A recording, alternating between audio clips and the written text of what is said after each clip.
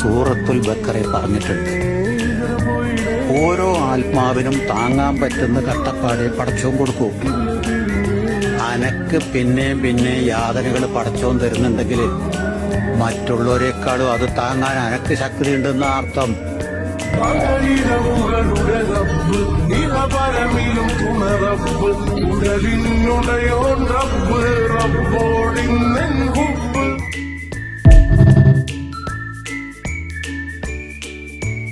ദിവസമായി embroidery work ചുരിദാറിൽ ചെയ്യാൻ, നെക്കിൽ സ്ലീവിലൊക്കെ ചെയ്യണം. എംബ്രോയിഡറി വർക്ക് കംപ്ലീറ്റ് ചെയ്യാൻ,